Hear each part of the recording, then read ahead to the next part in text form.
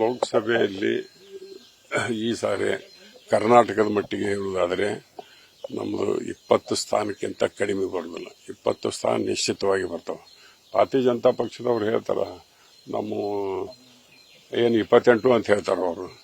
ಆದ್ರೆ ಅವರು ನಮ್ಮ ಮಾತ್ರ ನಿಶ್ಚಿತವಾಗಿಯೂ ನಮ್ಮ ಪಕ್ಷ 20 ಸ್ಥಾನಕ್ಕಿಂತ ಕಡಿಮೆ ಆಗಲಾರ್ದಂಗೆ ಈ ಸಲ ವಿಜಯದೊಂದಿಗೆ ಮಾಡುತ್ತೆ. ನಮಗೆ ನಂಬಿಕೆ ಇದೆ, ವಿಶ್ವಾಸ ಇದೆ. ಹೋದ್ ಸಾರಿ ಹೇಳ್ತಿದ್ರು 2ನೇ ಬಾರಿಗೆ ಭಾರತೀಯ ಜನತಾ ಪಕ್ಷ ಅಧಿಕಾರಕ್ಕೆ ಬರ್ತದೆ ಅಂದ್ರು. ನಮ್ಮ 136 ಸೀಟ್ಗಳು ಬಂದವು. ಈಗಲೂ ನೋಡಿ, ನಾವು ನುಡ್ದಂಗೆ ನಡೆದಿದ್ದೆವು. 12ನೇ ಶತಮಾನದ ಬಸವಾದಿ ಶರಣರು ಏನ್ ಹೇಳ್ತಾರೆ, ನಡೆ ನುಡಿ ಒಂದಾಗಿರ್ಬೇಕಂತೇಳಿ ಆ ಪ್ರಕಾರ ನಾವು ಪಂಚ ಗ್ಯಾರಂಟಿಗಳನ್ನು ಹೇಳಿದ್ದೆವು. ಹಿಂದೆ 136 165 ಭರವಸೆ ಕೊಟ್ಟು 2013 ಅದರಲ್ಲಿ 160 ಭರವಸೆಗಳನ್ನು ಈಡೇರಿಸಿದ್ದೆವು. ಈ ಸಾರಿ ಪಂಚ ಗ್ಯಾರಂಟಿಗಳನ್ನು ನಾವೇನು ಘೋಷಣೆ ಮಾಡಿದ್ದೆವು ಎಲ್ಲವನ್ನ ಜಾರಿಗೆ ತಂದಿದ್ದೆವು. ನುಡ್ದಂಗೆ ನಡೆಯುವಂತ ನಮ್ಮ ಸರ್ಕಾರ, ಜನರಿಗೆ ನಮ್ಮ ಮ್ಯಾಗ ವಿಶ್ವಾಸ ಇದೆ, ನಂಬಿಕೆ ಇದೆ. ಮತ್ತು ವುಮೆನ್ ಎಂಪವರ್ಮೆಂಟ್ ಕರ್ನಾಟಕ ರಾಜ್ಯದಲ್ಲಿ ಆಗಿದೆ.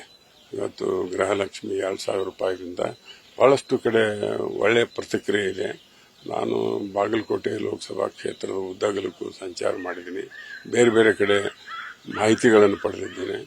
ನಿಶ್ಚಿತವಾಗಿಯೂ 20 ಸ್ಥಾನದವರೆಗೆ ನಾವು 28 ಅನ್ನೋದಿಲ್ಲ, ಅವ್ರ ಹಾಗೆ 20 ಸ್ಥಾನದವರೆಗೆ ನಮ್ಮ ಪಕ್ಷ ಸ್ಥಾನಗಳನ್ನು ಗಳಿಸ್ತಿದೆ ಅನ್ನೋ ಬಗ್ಗೆ ನಮಗೆ 100ಕ್ಕೆ 100ರಷ್ಟು ವಿಶ್ವಾಸ ಇದೆ. ಇತ್ತೀಚೆಗೆ ಕೆಲವೊಂದು ಕಡೆ ಎಸ್ ಆರ್ ಪಾಟೀಲ್ ಅವರು ಸಕ್ರಿಯ ರಾಜಕಾರಣದಿಂದ ದೂರ ಸರಿತಿದ್ದಾರೆ ಅನ್ನುವಂಥ ಮಾತುಗಳು ಕೂಡ ಇಲ್ಲ. ನಾನು ಯಾವಾಗಲೂ ನನಗೆ ಸ್ವಲ್ಪ ಟೈಮ್ ಕೊಟ್ಟಿದ್ದಾರೆ ನಮ್ಮ ಪಕ್ಷದವರು. ನಾನು ಪ್ರತಿಪಕ್ಷ ನಾಯಕನಿದ್ದಾಗ ನನಗೆ ಅವಕಾಶ ಸಿಕ್ಕಿದ್ದಿಲ್ಲ. ಅದಕ್ಕೆ ನನಗೇನು ನೋವಿಲ್ಲ. ಪಕ್ಷದ ನಿರ್ಣಯನ ಶಿರಸಾವಹಿಸಿ ನಾನು ಪಾಲನೆ ಮಾಡಿದ್ದೀನಿ. ಪಕ್ಷದ ಎಲ್ಲ ಕಾರ್ಯಕ್ರಮಗಳಲ್ಲಿ ನಾನು ನನ್ನ ಜಿಲ್ಲೆಗೆ ಸೀಮಿತವಾಗಿ ಎಲ್ಲದರಲ್ಲಿ ನಾನು ಭಾಗವಹಿಸಿದ್ದೀನಿ. ರಾಜಕಾರಣದಿಂದ ದೂರ ಸರಿಯುವ ಪ್ರಶ್ನೆನೇ ಇಲ್ಲ.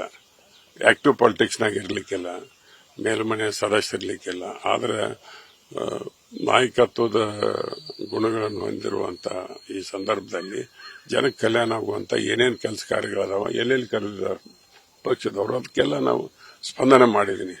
ದೂರ ಸರಿಯುವ ಪ್ರಶ್ನೆ ಇಲ್ಲ. ಪರಿಷತ್ ಸ್ಥಾನ ಈಗಾಗಲೇ ನೋಟಿಫಿಕೇಶನ್ ಆಗಿದೆ. ನಾನು ಕೂಡ ಆಕಾಂಕ್ಷಿ ಇದ್ದೀನಿ. ಪಕ್ಷ ನನಗೆ ಅವಕಾಶ ಕಲ್ಪಿಸಿದ್ರೆ ಪರಿಷತ್ಗೆ ಹೋಗಿ ಜನಪರ ಕೆಲಸ ಮಾಡಲಿಕ್ಕೆ ಅನುಕೂಲ ಆಗ್ತಿದೆ. ಪಕ್ಷ ಅವಕಾಶ ಕಲ್ಪಿಸಿದ್ರೆ ಸಂತೋಷದಿಂದ ಹೋಗ್ತೀನಿ. ಇಲ್ಲ ಅಂದ್ರೂ ಸಂತೋಷ ನಮಗೆ. ಪಕ್ಷದ ನಾಯಕರಿಗೆ ತಮ್ಮ ಬೇಡಿಕೆ ಅಥವಾ ಮನವಿಯನ್ನ ಮಾಡಿ.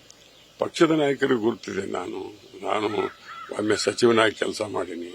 24 ವರ್ಷ ಮೇಲ್ಮನೆ ಶಾಸಕನಾಗಿದ್ದೀನಿ. 2 ಸಾರಿ ಪ್ರತಿಪಕ್ಷದ ನಾಯಕನಾಗಿ ಕೆಲಸ ಮಾಡಿದ್ದೀನಿ.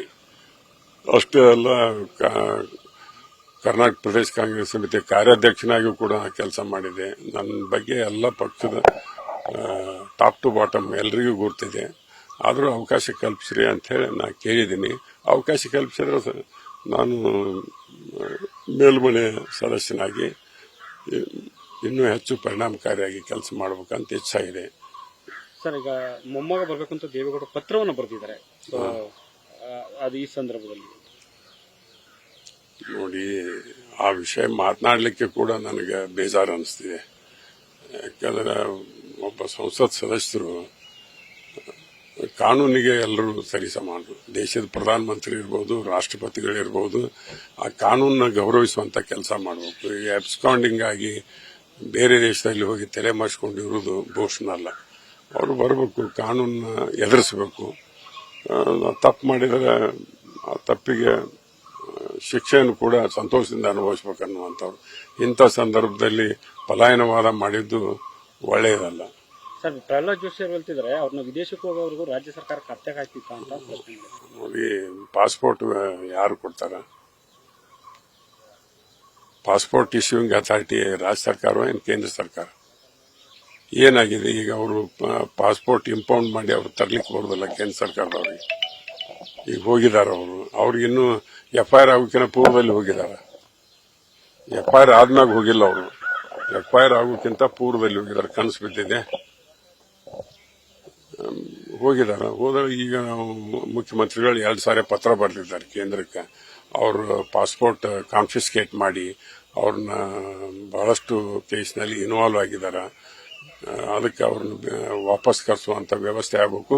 ನೀವು ಪಾಸ್ಪೋರ್ಟ್ ಇಂಪೌಂಡ್ ಮಾಡಿ ಅದನ್ನ ಕಾನ್ಫಿಸ್ಕೇಟ್ ಮಾಡಂದ್ರೆ 2 ಲೆಟರ್ ಬರೆದ್ರು ಇನ್ನೂ ಕಾನ್ಫಿಸ್ಕೇಟ್ ಮಾಡಿಲ್ಲ. ಯಾರು ತಪ್ಪು? ನೀವೇ ಯೋಚನೆ ಮಾಡಿ. ಪೆನ್ ಡ್ರೈವ್ ಹಂಚಿಕೆಯಲ್ಲಿ ಮಹಾನಾಯಕನ ಕೈವಾಡ ಇದೆ ಅಂತ ನೇರವಾಗಿ ಕುಮಾರಸ್ವಾಮಿ ಅವರು ಆರೋಪ ಮಾಡ್ತಿದ್ದಾರೆ. ಸಿಡಿ ಶಿವು ಅನ್ನುವಂತ ಮಾತನ್ನು ಆಡ್ತಿದ್ದಾರೆ. ನೋಡಿ, ಅದನ್ನ ಹೇಳಿನಲ್ಲ, ಈ ಸಿಡಿ ವಿಷಯವಾಗಿ ಮಾತನಾಡುವುದು ನನಗೆ ಬಹಳ ಬೇಜಾರ ನೋವಿನ ಸಂಗತಿ. ಈಗ ಕೆಸರು ಎರ್ಚಾಟ ಇದು ಒಳ್ಳೆಯದಲ್ಲ. ನೀ ಹೇಸಿ ಅಂತ ಹೇಳಿ ಮಾತನಾಡುವುದು ಸರಿಯಾದಂತ ವಿಚಾರ ಅಲ್ಲ. ಮಹಾನಾಯಕ ಅಂದ್ರೆ ಏನು, ಮಹಾನಾಯಕ ಅಂದ್ರೆ ಯಾರು? ಹಾಗೆ ಬಾಯಿಗೆ ಬಂದ ಹಾಗೆ ಯಾರ ಮೇಲೆ ಗೂಬೆ ಕೂಡಿಸುವಂತ ಕೆಲಸ ಮಾಡಬಾರ್ದು. ಇನ್ವೆಸ್ಟಿಗೇಷನ್ ಮಾಡಲಿಲ್ಲ. ಇನ್ವೆಸ್ಟಿಗೇಷನ್ದಲ್ಲಿ ಸತ್ಯ ಹೊರಗೆ ಬರ್ತೈತಿ. ಯಾರೇ ತಪ್ಪು ಮಾಡಿರಲಿ, ತಪ್ಪು ಮಾಡಿದವ್ರಿಗೆ ಶಿಕ್ಷೆ ಅನುಭವಿಸಬೇಕನ್ನೋರು ನಾವು. Nobody is above the law.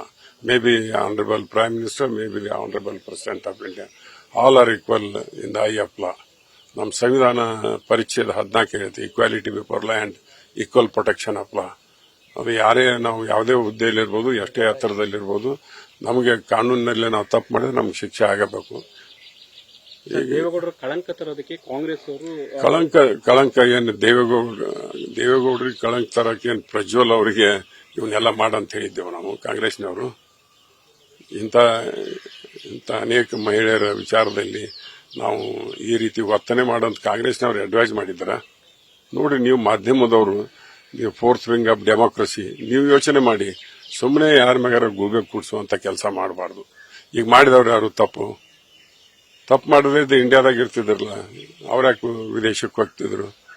ಅವ್ರು ಏನೋ ಮಾಡಿ ಅವರು ಯಾರಿಗೂ ನಾವು ಕಳಂಕ ತರಬೇಕು ಅಂತ. ದೇವೇಗೌಡರ ಬಗ್ಗೆ ನನಗೂ ಅಪಾರವಾದ ನಂಬಿಕೆ, ವಿಶ್ವಾಸ ಇದೆ. ಅವ್ರ ಹಿರಿಯರು, ನಮ್ಮ ರಾಜ್ಯದಿಂದ ಪ್ರಧಾನಮಂತ್ರಿ ಆದವರು, ಅವ್ರ ಬಗ್ಗೆ ನಾನು ವಿಶೇಷವಾಗಿ ಗೌರವ ಹೊಂದಿದಂಥವು.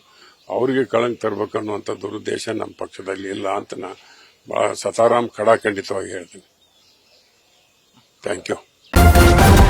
ನ್ಯೂಸ್ ಫಸ್ಟ್, ನಿರ್ಭೀತಿಯಿಂದ ನಿಮ್ಮ ಪರವಾಗಿ.